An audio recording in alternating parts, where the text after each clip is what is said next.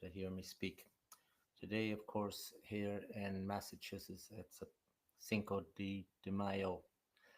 But needless to say, it's in Ireland, it's a much more important day than that. Today, 44 years ago, Bobby Sands, after a long, cruel, torturous death, came to an end. And it was a different time. I remember there was serious riots involved up in Dublin.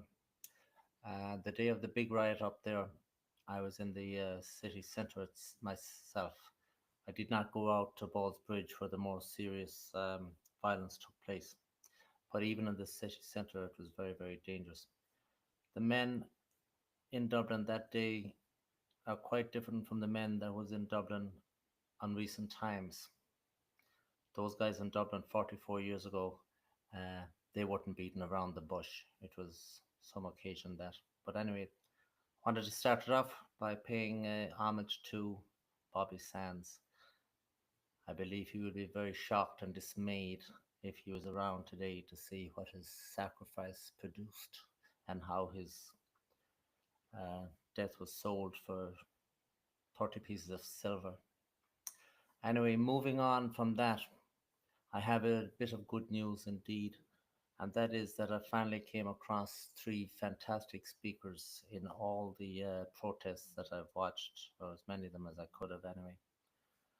They, believe it or not, were up there in Carrickmacross over the weekend.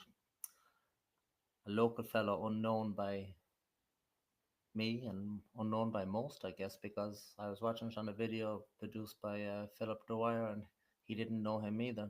But the man's name is Paul Carville. And again, I'm assuming he's a local fellow up there. But he made a fantastic speech. And I finally got to hear somebody talking some serious common sense. He also was followed by, or maybe preceded by, two other absolute true men indeed. And that was the ex-guard, John Wilson. I also saw him being interviewed briefly later on by um, the McConnell fellow, Niall McConnell fellow up there in Donegal. And that fellow is another genuine man. And then Councillor Trainer also did a fantastic speech. It's well worth watching all three, or maybe there's more to it that I didn't see, but that particular rally seems to have been worthwhile indeed. Now, the other two rallies, in my opinion, had really no focus to them whatsoever. The Dublin rally produced 50,000 people and raised their spirits and give them encouragement. That was the positive. But it was the same old uh, rhetoric that we have been listening to now since God only knows how long. Also, we've discussed the fact that it was restricted to four people. Those four people indeed had a good day because their votes would have greatly increased. And perhaps their objective is to get into Dáil Éireann. And that's a good objective indeed. But for the common cause in this time of turmoil, the bigger picture has to be looked into. I would suggest that if a similar protest is going to be held again, drawing another 50,000 people, it'd be much more beneficial to have each of the 50,000 people donate the €100 that they would have spent on that day traveling from Kerry or God knows where, and come up with a total of €5 million and purchase maybe four of these um, small hotels or whatever that's being now used in IPAS in places like Knock and Castlebar and Bundoran, and I think it's Bundoran that I saw talk of 70 Somalian refugees being put into some hotel up there or whatever. That would be much more useful and much more beneficial to the common cause. Now, I also watched the rally down in Letterkenny. I was disappointed in that too because for the life of me, I could not figure out what the purpose of all the speeches were from start to finish. Uh, the only rousing little piece of oration I saw down there was when the piper played his pipes and then ad libbed about persecution of Catholics back in the 1650s in the Cromwellian times. That was unscripted and it was not planned, but it overshadowed everything else that I saw anyway, because that guy was knowledgeable and it was uplifting indeed. That. So those are the three protests. I won't be talking too much anymore about them. I certainly will not be promoting protests from this point on, because I think now they have ran their course, with one exception, of course, and that is the one proposed by John Malloy, which is on the 16th day of July. That one is worth promoting because it has a clear, laid out objective that has a reasonable chance of producing reasonable results indeed. It's well thought out, it has an objective, it's not the same old, same old. So that would be an exception. As regards the other protests, I think they should be refined now.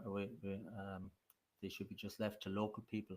And if the local people do not have enough gumption to go out and support their own local area, outsiders really cannot uh, alter the situation as far as they are concerned at all. Now, with regards to these speeches, I will just finish it up. There is a serious lack of reality involved in many of these speakers that I have listened to. Every single one of them seems to repeat a variation of the old: we do not want unvetted people coming into this country.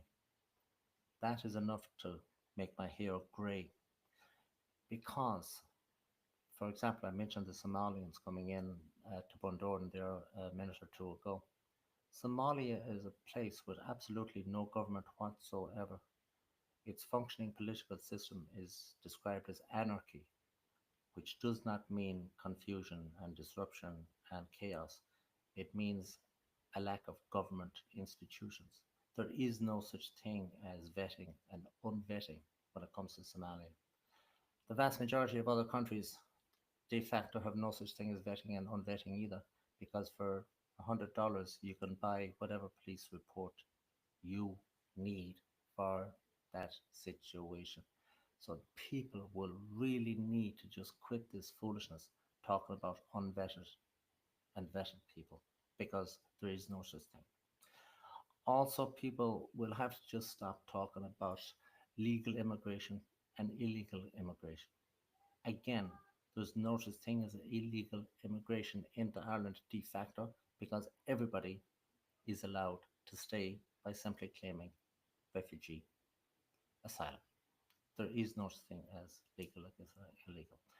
Even if there was, it would just vary the rate of influx of different cultures into Ireland, none of which have any inclination to assimilate into Irish culture in any particular shape or form at all. It's complete and utter insanity. So that is how I see things. Now, I have a little bit of a group and a little bit of following. It's called the Common Sense Party. My intention is to hopefully have people set up a party and let them run with it. The advantage of that is there is no leadership as such at all.